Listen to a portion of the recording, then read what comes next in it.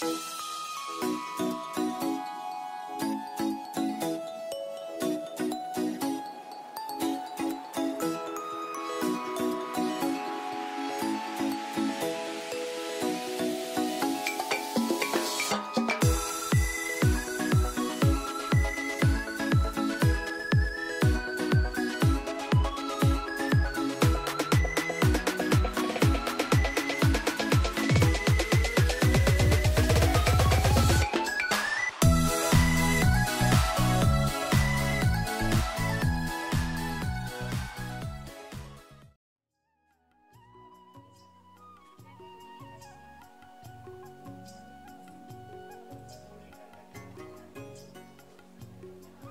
রে, আজ কি নিট পরীক্ষার রেজাল্ট বেরিয়েছে? হ্যাঁ, পাড়ায় দেবদুলাল দাদা র্যাঙ্ক করেছে। বাহ, গ্রামের প্রথম এমবিবিএস পাস ডাক্তার হবে। একদিন চল কংগ্রাচুলেট করব আর বইপত্রের নাম জেনে আসবো। আমিও যাব। দাদাটা কি হ্যান্ডসাম, আমার বেশ লাগে। আজ হারিয়ে যাব আমি তোমার সাথে। ব্যাস, আমরা যাব নোটপত্রের জন্য, ইমপ্রেস করতে নয়। কেন রে পারু, রিল বানায় ওই ছেলেটা বেশি হ্যান্ডসাম নয়? রাজ দেখতে ভালো, কিন্তু কেমন কায়দা করে হাঁটে, ঘাড় বাঁকিয়ে তাকায়, সব যেন কৃত্রিম। এত ঢং ভাল লাগে না। সেই জন্যই তোর ইনস্টায় এত ফলোয়ার্স, সকলের হার্ট চক। তোকে যে বলেছিল ওর ভিডিওতে অ্যাক্টিং করতে। হ্যাঁ, বলে কিনা আউটডোরে নিয়ে যাবে, ফোন গিফট করবে। তোরা তো সাবধান করলি, আমি শটাং না বলে দিলাম। আজকে এই সব থার্ড ক্লাস ছেলেদের নিয়ে চর্চা চলবে। দিদিমণির মেয়ে আরেক দিদিমণি, ছেলেরা কি অচ্ছুত। তোরা তো লালচু কানে দুল ছেলেদের নিয়ে বকে যাচ্ছিস। দেবদাদার মতো ভালো ভদ্র ছেলে অচ্ছুত হতে যাবে কেন? জুথি তাহলে মনে মনে দেবদাকে খবর পাঠাই। মোটেও না, আমি যেদিন নিট পাবো সেদিন আমি নিজ মুখে বলবো, আমাকেও তো উপযুক্ত হতে হবে। সমান সমান হলে তবেই তো সম্মান। শোনো এবার দিদিমণির ভাষণ। এদিকে আমার ঠাকুমা শরীর খারাপ হলেই রোজ বলে, একটা নাচ জামাই যেন দেখে যেতে পারি। ঠাকুর, পারুলটার গতি করো। সে কিরি, তোর পড়া ছাড়িয়ে বিয়ে দিয়ে দেবে নাকি? আমার ঘরকন্যার ট্রেনিং এর পুরো কোর্স কমপ্লিট। ছোট বোনের ওপর বেবি সিটিং এর প্র্যাকটিক্যাল চলছে। ঠাকুমার শুধু মরার ভয়। কিন্তু তুই যত বেশি দিন পড়বি, নাচ জামের আশায় তোর ঠাকুমা তত বেশি দিন বাঁচবে, আয়ু বেড়ে যাবে। ওরে ও মা পারু, সন্ধ্যে যে হয়ে এলো, সে খেয়াল আছে? আয় মা, হাত পা ধুয়ে এসে তুলসী তলায় প্রদীপটা দেখা মা। হ্যাঁ রে, আজ আস, স্যারও পড়াতে আসবে। হ্যাঁ চল। বাবা মার কথা ছাড়, তোর যে মত নেই স্পষ্ট করে বলে দে। মার ওই কথাটা ছাড়াবো কি করে? বলছে বাবা অনেক কষ্ট করে সংসারটা টানছে, বাবার সিদ্ধান্তই চূড়ান্ত। আমি যদি না মানি, পুরো সংসারটাই ভেসে যাবে। পাত্রস্থ করাটাই তাদের কাছে একমাত্র কন্যাদায়। নিজের বাবা মায়ের কাছে মেয়ে ফেলনা হলে আর কে তাকে মূল্য দেবে?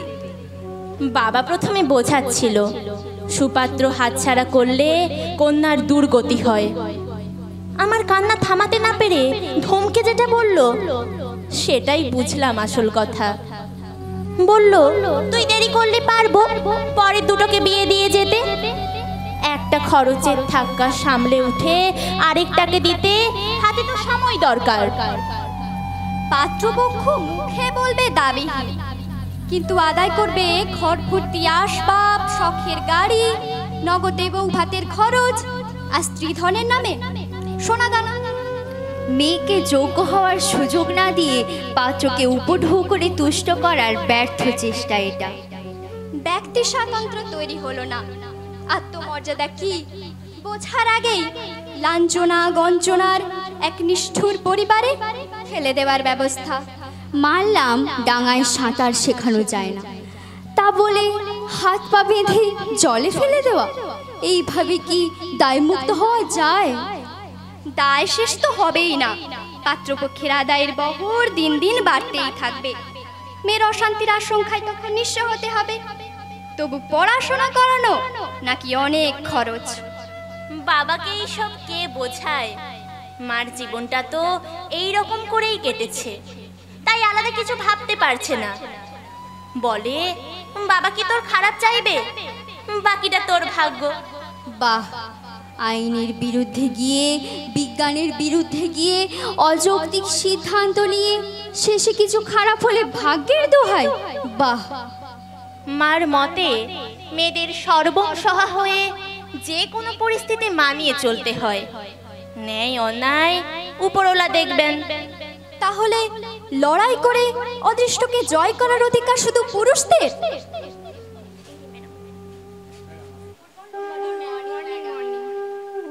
এত দ্বারা অষ্টম থেকে দশম শ্রেণীর সকল ছাত্রীদের জানানো যায় যে আগামী 14ই আগস্ট বুধবার কন্যাশ্রী দিবস উপলক্ষে দুপুর 2টোয় বিদ্যায়তনে একটি স্বাস্থ্য ও আইন সচেতনতা শিবির অনুষ্ঠিত হবে। উপস্থিত থাকবেন মাননীয় সমষ্টি উন্নয়ন আধিকারিক, মহিলা থানার ভারপ্রাপ্ত অফিসার, অবর বিদ্যালয় পরিদর্শক মহাশয়া প্রমুখ সম্মানীয় আলোচকবৃন্দ।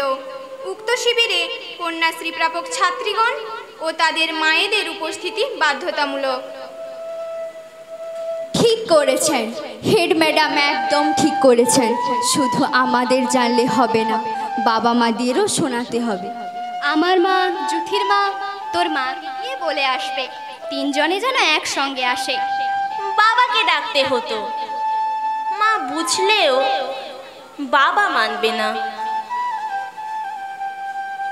দেখাই যাক না, এক ধাপ করে এগোলে রাস্তা দেখা যাবে।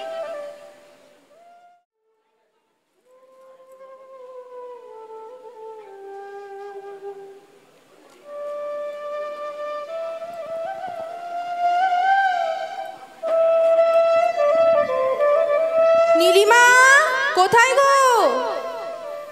ও দিদিমণি, আসুন আসুন, ভেতরে আসুন। তুমি ব্যস্ত হইও না, আমাদের 3 জনের দেখা সাক্ষাৎ হলেই তো জানতে পারি মেয়েদের হাব ভাব চাল চলন ঠিক আছে কিনা। বোঝই তো দিনকাল কেমন। সে ব্যাপারে আমি নিশ্চিন্ত। বকুল আর জ্যোতির মতো ভালো মেয়ে আমার মেয়েকে আগলায়, সুবুদ্ধি দেয়। পারুলও খুব মিষ্টি মেয়ে, কিন্তু কাল দেখা হলো কেমন মন মরা, মুখটা শুকনো। না, তেমন কিছু নয়, এ কদিন শরীরটা একটু খারাপ। নীলিমা, আমরা কি তোমার খারাপ চাইবো? আমাদের কাছে লুকোবে না, বলো। না না, মানে জুথি বলল পারুল খুব কান্নাকাটি করেছে। তোমার বর নাকি তোমার মামে কি কিছু না জানি কোথায় পাকা কথা করে এসে এখন পারুলকে বিয়ের চাপ দিচ্ছে। আমি পারুকে কাউকে বলতে বারণ করেছিলাম। এখন আইন কানুন এত কড়া, আমরা বিপদে পড়ব। আর সাত তাড়াতাড়ি বিয়ে দিয়ে দিলে মেয়েটা যে অকুলে ভাসবে, সেটা বিপদ নয়? আমারও খটকা লাগছে। কিছু জিজ্ঞেস করলেই তিরিক্ষি মেজাজ দেখায়, বলে আমার কথা না শুনে চললে বেরিয়ে যাও। দিদি, আমি নিরুপায়। না নীলিমা, নিরুপায় নয়। তুমিও 15 বছর বিয়েটাকে স্বাভাবিক মনে করো। শোনো, ওদের স্কুলে একটা মিটিং ডেকেছি। পারুল বলেছে তোমায়? হ্যাঁ, বলেছে দিদিমণি, কিন্তু আমি তো ওদের স্কুলে কোনোদিনও যাইনি। ভয় বা লজ্জার কিছু নেই, আমরা তো 3 জনে একসঙ্গে যাব। দিদিমণির সঙ্গে কথা শুনলে সন্তোষ কিছুই বলবে না। আচ্ছা, এখন তাহলে আসি, কাল দুপুর 1:30টায় বেরোবো, রেডি থেকো।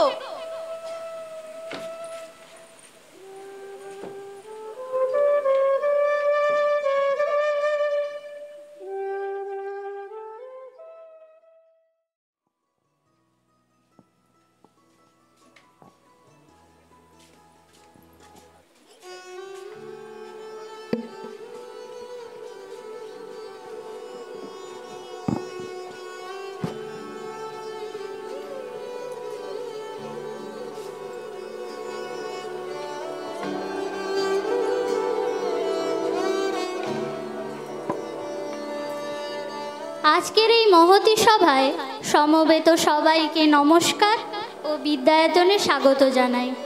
অভ্যাগত অতিথিদের পুষ্পস্তবক দিয়ে বরণ করে নিচ্ছে কন্যাশ্রী ক্লাবের সদস্যরা।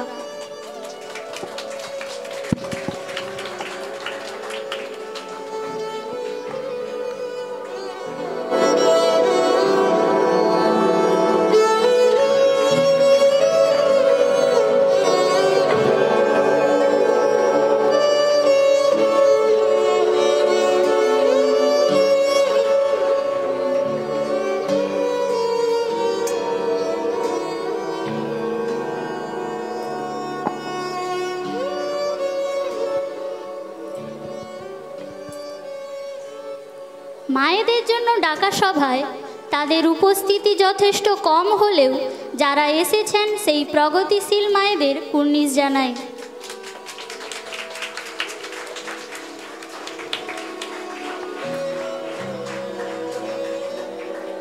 আমি অতিথি অফিসারদের অনুরোধ করছি প্রথাগত বক্তব্য পেশের পরিবর্তে প্রশ্ন উত্তর মাধ্যমে তাদের মূল্যবান মন্তব্য ও পরামর্শ রাখবেন। আশা রাখি ছাত্রীদের এবং মায়েদের সক্রিয় অংশগ্রহণে আজকের আলোচনা মনোগ্রাহী ও সার্থক হবে। ধন্যবাদ।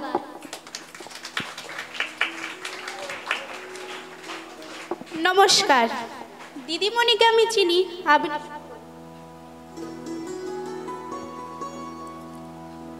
আমরা জানি 2006 সালের আইনে মেয়েদের বিয়ের বয়স 14 থেকে বাড়িয়ে 18 করা হয়েছে। এই আইনে আর কি কি আছে? আপনি ঠিকই বলেছেন ম্যাডাম। মেয়েটি 18 এবং ছেলেটি 21 বছর হলে তবেই তারা আইনের চোখে বিবাহযোগ্য। 18 বছরের নিচে নাবালিকা মেয়েটি না নিজের মতে না অভিভাবকের নির্দেশে বিয়ে করতে পারে। এই হেন আয়োজনে আইনের দৃষ্টিতে পাত্র, ঘটক, পুরোহিত, দুই পক্ষের অভিভাবক এমনকি উপস্থিত নিয়ন্ত্রিতরাও অপরাধী। 1 লক্ষ টাকা জরিমানা ও 2 বছর কারাদণ্ড হতে পারে। মন্দিরে লুকিয়ে বিয়ে হয়ে গেলে তারপরেও কি নালিশ হবে? অফকোর্স, আদালত চাইলে এই বিয়ে বাতিল করে নাবালিকাটিকে সরকারি হোমে পাঠিয়ে দিতে পারে। নিরাপদ মাতৃত্ব কি ডাক্তার ম্যাডাম যদি একটু বুঝিয়ে বলেন তাহলে আমাদের সুবিধা হয়। আপনি ঠিকই বলেছেন। দেখুন, সুস্থ সবল শিশু জন্মদানের ক্ষেত্রে গর্ভবতী মায়ের শারীরিক ও মানসিক স্বাস্থ্য অত্যন্ত গুরুত্বপূর্ণ। ডিম্বাণুর স্বাস্থ্য, জরায়ুর গঠন সবচেয়ে ভালো থাকে 20 থেকে 30 বছরের মধ্যে। আর প্রসবের আগে কিংবা পরে নিজের ও নবজাতকের দেখভাল করার জন্য বুদ্ধির পরিপক্কতা জরুরি। আর নাবালিকা বাচ্চা মায়ের স্বাভাবিক কারণে দুর্বল ও রোগপ্রবণ হয়। তার মানে এটা নবজাতকের সারা জীবনের ক্ষতি। আমাদের স্কুলের এলাকায় দেখেছি ধর্ম ও সামাজিক রীতির দোহাই দিয়েই 8-9 মেয়েদের বিয়ে দেয়। কিছু বলতে গেলেই পুরো সম্প্রদায় ক্ষিপ্ত হয়ে ওঠে। এর মোকাবিলা কিভাবে? স্কুল ছাড়াও পাড়া মহল্লাতে সচেতনতা সভা, পথনাটিকা করা যেতে পারে।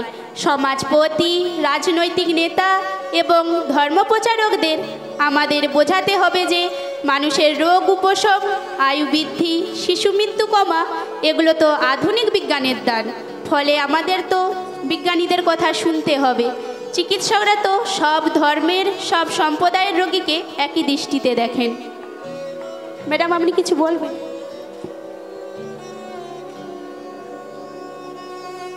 এখানে আমি যোগ করব, মূলধারার শিক্ষায় সবাইকে যুক্ত করতে হবে। 14 বছর পর্যন্ত অবৈতনিক শিক্ষায় যে কোনো শিশুর অধিকার এবং শিশু শ্রমের বিরুদ্ধে কড়া আইন আছে। সরকারি নানান বৃত্তি ও কন্যাশ্রী প্রকল্পের সহায়তায় মেয়েরা আজ উচ্চশিক্ষার পথেও অনেকটা স্বাবলম্বী। আচ্ছা ভাবুন তো, আমরা আজ মঞ্চে যে কজন মহিলা বসে আছি, আমাদেরকে যদি আমাদের বাবা মা পড়াশোনা বন্ধ করে পরের ঘরে পাঠিয়ে দিতেন, পারতাম আমরা নিজের পায়ে দাঁড়াতে? আশা করছি আপনারা সবাই বুঝতে পেরেছেন। এখন সবাই শুনুন আপনাদের করণীয় কী। কন্যাশ্রী বোনেরাও জেনে রেখো, তোমাদের কোনো ক্লাসমেট স্কুলে আসছে না, খোঁজ নাও। হয়তো খবর পেলে বাড়ি থেকে তার বিয়ের তোড়জোড় চলছে, সঙ্গে সঙ্গে টিচারদের সাহায্য নিয়ে থানায় জানাবে। বিডিও ম্যামকেও জানাতে পারো, আমরা তুরন্ত অ্যাকশান নেব। আমার ভিজিটিং কার্ড সবাইকে দিয়ে যাব, যে কোনো প্রয়োজনে ফোন করবেন। মায়েদের মধ্যে আর কেউ কিছু বলবেন?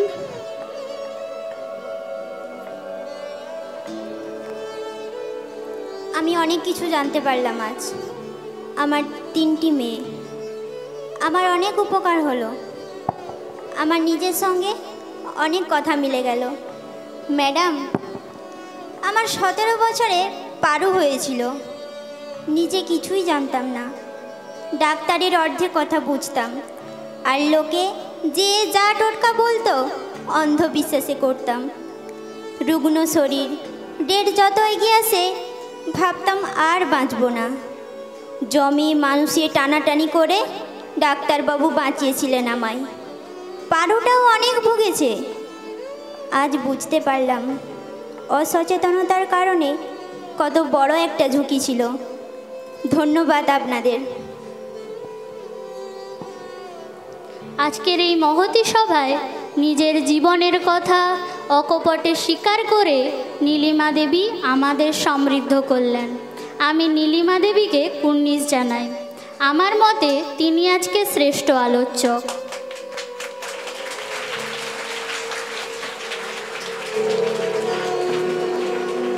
মায়েরা আসুন, শপথ নিই মেয়েদের লেখাপড়া করাই, উপযুক্ত হলেই যেন পাত্রস্থ করি। ধন্যবাদ।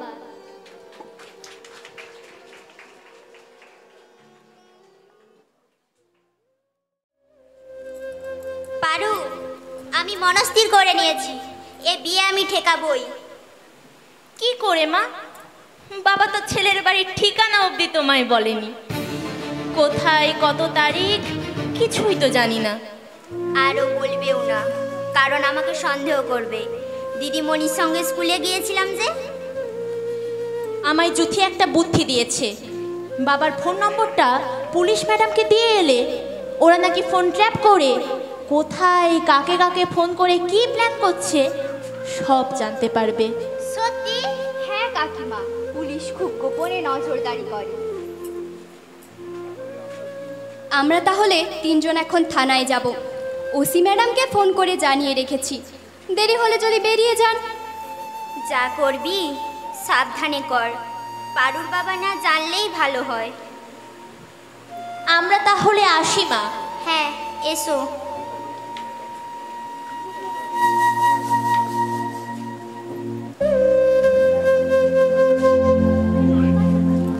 দুগ্গা দুগ্গা।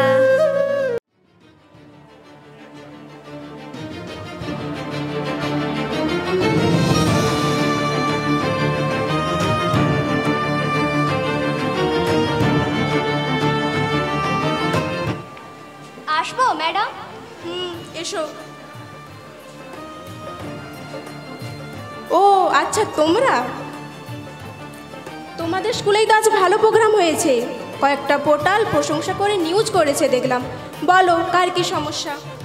আসলে সমস্যাটা হলো আমার এই বান্ধবী।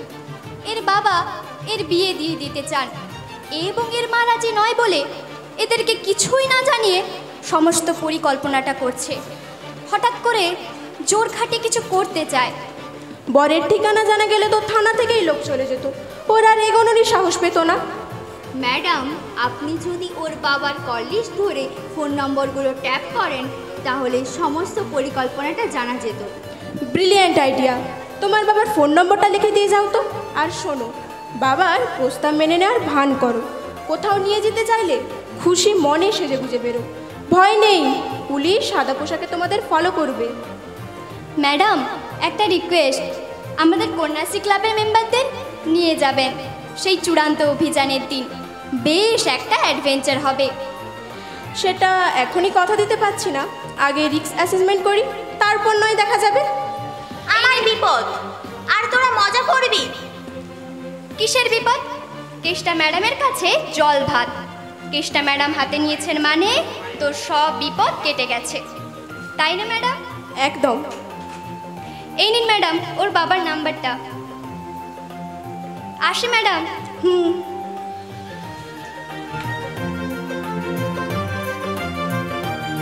কেসটা এতটা সহজ নাও হতে পারে। এত গোপনীয়তা কেন?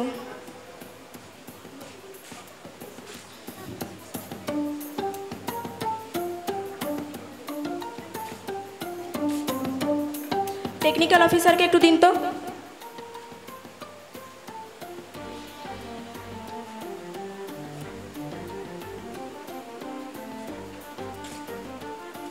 ঠিক আছে, এবার নাম্বারটা শুনুন।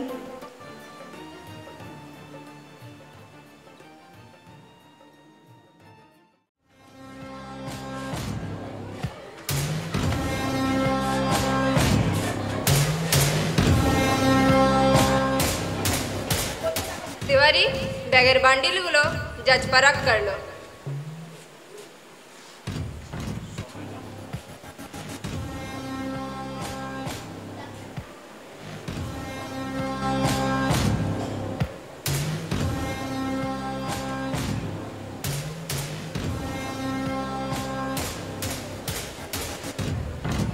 नकली नोट घुसा तो नहीं दिया? ना रे दोस्त, ये लड़की का बाप सीधा साधा आदमी है, केवल पुलिस लफड़ा से बचने के लिए हमारे बात में आ गए। बात तेरा सही है, हम जब जब जो जो बताया विश्वास किया। बेचारी কি ব্যাপার ভাই, বাপকে তেওয়ারি ছেলেকে দোষ কে রাখি? हा हा हा, इस ड्रामा में एक क्लाउन की कमी था जो तुमने पूरा किया। तुम्हारा क्या, पैसा की लालच में यहाँ आए हो? काम करो, दफन जाओ। ज्यादा जुबान चलाओगे तो बहुत पछताओगे। लेकिन रुपया और ये जोकर को उतार कर लड़की का बाप कहाँ चले गए? कुछ गड़बड़ तो नहीं? ना रे दोस्त, ये आदमी थोड़ा इमोशनल होके लड़की के लिए माला सिंदूर खरीदने के लिए गए। हमें ये सब चीज से कोई मतलब नहीं, हमें तो सिर्फ चाहिए लड़की और रुपया। Money and honey. Krishna Krishna Kali Kali Ram Ram Hari Hari Ram Ram Ram Ram Ram Ram Ram Ram Ram Ram Ram Ram Ram. चुप साले, भोग दे गए। राम जी को पुकारता, हम भूत है क्या? भूत ना है, तोरा पिशाच। डोंट मूव, हिलना मत। Hands up.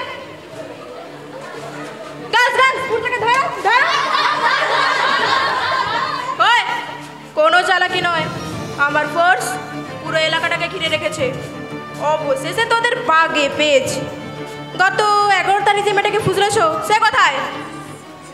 সেটা ওর বিয়ে দিয়েছিলাম, এখন আমার বিয়ে হচ্ছে। তোর বাপের বিয়ে যাচ্ছি। ঠাকুর 10,000 টাকা না নিয়েই পালাচ্ছিলে বলো? ওই হ্যান্ডস আপ। না ম্যাডাম, এই বাচ্চাদের নিয়ে 3 চক্কর মন্দির পরিক্রমা করছিলাম, তাতে এদেরও একটু পুণ্য হলো। Shut up. আপনি থানায় চলুন, আপনার দক্ষিণার টাকা থানায় জমা আছে। গার্লস, ওই ব্যাগটা নাও।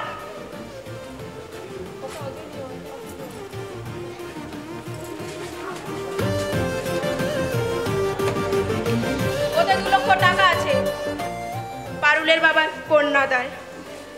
এই টাকায় মেয়ে 3 জনকে স্বাবলম্বী করবে। পারুল, তোমার বাবাকে ওই হাই রোডের পেট্রোল পাম্পের কাছে জিপে আটকে রাখা হয়েছে। উনি না জেনে বুঝে কত বড় বিপদে পা দিয়েছিলেন। ওনার শাস্তি যেন কম হয় দেখবেন ম্যাডাম।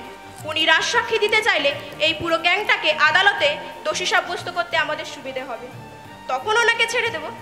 আর এই কন্যাশ্রীদের কথা তো উপর মহলে জানাবো, ওরা তো পুরস্কৃত হবেই। Congratulation girls. ধরো, অ্যারেস্ট।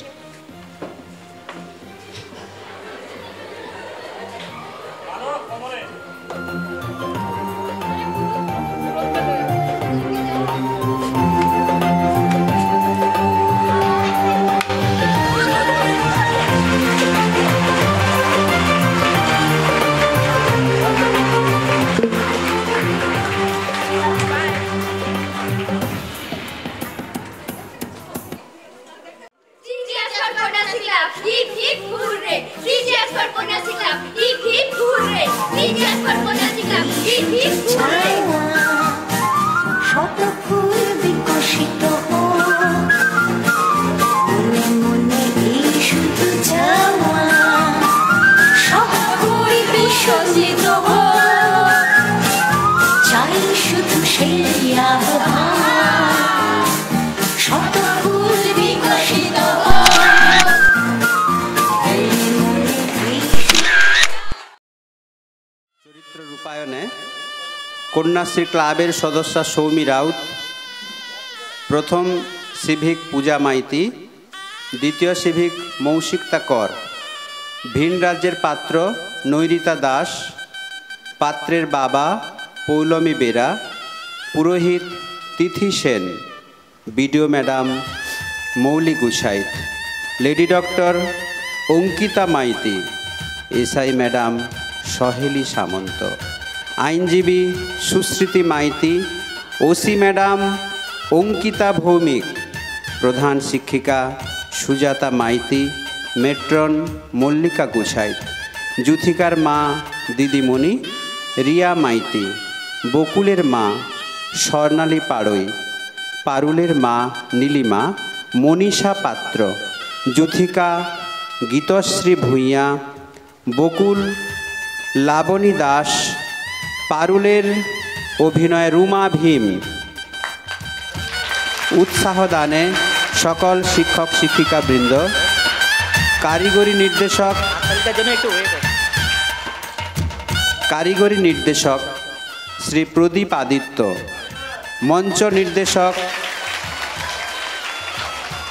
সৌমেন পাড়ই,